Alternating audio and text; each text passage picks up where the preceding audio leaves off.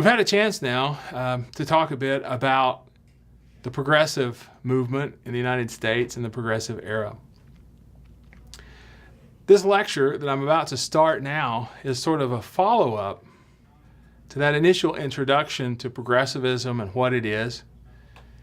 And the focus will be predominantly on Theodore Roosevelt and Roosevelt's presidency, looking at how, in practical terms, progressivism shaped American politics and then thereby shaped the United States.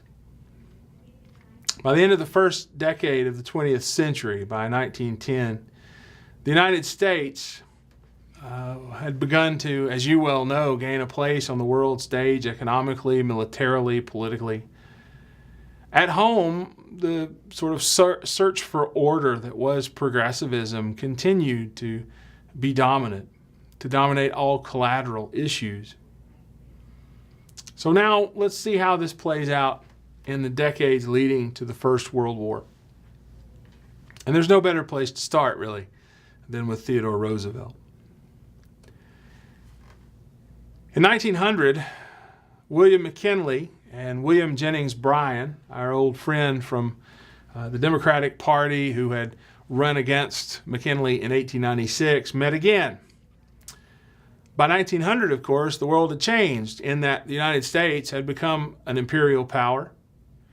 And while the election of 1896 had focused largely on that one key issue of free silver, Bryan would try to make the 1900 election about McKinley's support for imperialism.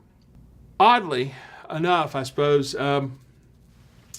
many of the areas that had supported the sort of populist impulse and had ultimately supported or failed to support Bryan, who carried that banner through the Democratic Party, now produced that anti-imperialism that we talked about earlier, that rejection of imperialist ideas, and they supported Bryan.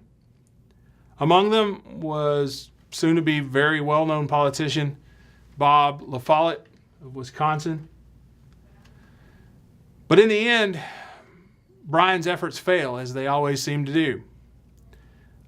William McKinley wins with a larger victory in 1900 than he had enjoyed in 96. His vice presidential running mate in 1900, however, was Theodore Roosevelt. Roosevelt was the son of a well-to-do New York family, a so-called sort of Knickerbocker family. And he'd experienced so many personal trials and tribulations, including the loss of his wife, that he had at one time sought solace in the Badlands of the Dakotas. He'd held to this notion that what was being lost in the United States was a sense of manliness. Remember, he's from that generation that follows the Civil War. And so there is that sense of loss of masculinity and masculine place. And it's borne out for him in recovering who he is, recovering his masculinity in the West. Experience that last kind of place where civilization has yet to fully impose its will. And yet there's an irony in this, because Roosevelt, who seems to just adore and love the West, at least the ideal of the West, is nonetheless one of the major figures behind America's imperialistic aims. He's going to have a huge political career. He'll be police commissioner in New York City, where he will become an absolute thorn in the sides of those politicians who are making money off of graft and off of vice. So much of a thorn, in fact, that it's with the blessing of municipal officials in New York that the young Theodore Roosevelt is pushed into, or onto, I should say, the state and then the national stage. He will go on to become Assistant Secretary of the Navy, and I had mentioned in the lecture on imperialism that it's Roosevelt who sends the telegram on to Admiral Dewey. Roosevelt will put together the Rough Riders, which was an absolutely motley assortment of cowboys and volunteers and sort of young, youthful, educated, or young men being educated in the major universities of the North. He'll go on to become a young member based upon his exploits, and he's always kind of self-promoting. But his exploits in Cuba, a member of the New York legislature, known perhaps more for his style than for his substance. And then in 1900, just before he's picked up by McKinley to be placed on the ticket, the Republican ticket for vice president, he will become governor of New York State. There's a lot of sort of interesting little tidbits about Theodore Roosevelt. One of them is that he spoke with an extraordinarily high-pitched voice. There are recordings of his voice, and it's almost a squeaky, mouse-like voice. And you have this figure known for masculinity, or trying to present the image of this tough, strong personage who has this very small voice. If you wonder sort of where the masculinity came from, this need to appear masculine, I think part of it, and part of Roosevelt's appreciation for nature and for the West, really comes from the struggles he had growing up with asthma, with breathing. His father's idea about how you cure his son's sickliness entailed putting his son outside to work, building the lungs, physical exercise. I don't know how much that helped or hurt the young Roosevelt, but he spends much of the rest of his life, it almost appears, seeking to justify himself in the eyes of this father who demanded such physical exertion from the young boy and then the youth that would become, or who would become, president. Well,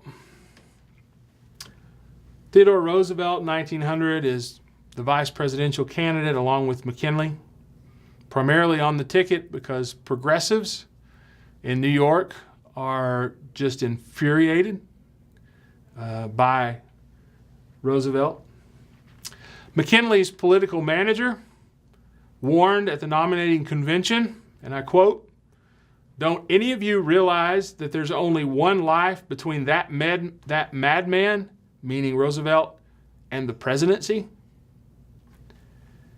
In September of 1901, William McKinley died from an assassin's bullet. Sorry, messed that one up. Mark Hanna, again the campaign manager for McKinley, said, and I quote, "I told William McKinley that it was a mistake to nominate that wild man," meaning Roosevelt. "I asked him if he realized what would happen if he should die. Now look, that damn cowboy is president of the United States." It's kind of intriguing that he should use that term cowboy, because many of the Westerners who had known Roosevelt thought of him as a bit of a city slicker and a dandy. It wasn't uncommon for Roosevelt to sort of come out in a decorated cowboy outfit. But on the other hand, Roosevelt absolutely loved the West, and he loved the work, at least the work that he did. But I guess his mind and his heart was always back east and always with politics. He wasn't a rancher, not really. Roosevelt wrote, upon understanding that he had ascended to the presidency, quote, "It is a dreadful thing to come into the presidency this way, but it would be a far worse thing to be morbid about it." I think, he meant there's no sense in being sullen, but you almost get a hint that in realizing the presidency, Roosevelt is realizing the dream. And there's really nothing about that causing him to look back on McKinley's loss. But like progressivism itself, Roosevelt's presidency will be about paradox, about notions like conservative reform or conservative change that at its heart is in place to preserve the status quo, not to bring about radical reform.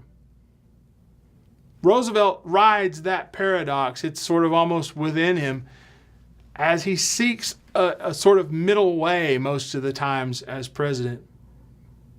He will become a progressive icon and progressive hero. But in other terms, you may also think of Roosevelt as being quite conservative in his own ways. So, looking at this era, we look at the presidency of Theodore Roosevelt and hopefully in the process learn a little something about this business of progressivism in early 20th century America.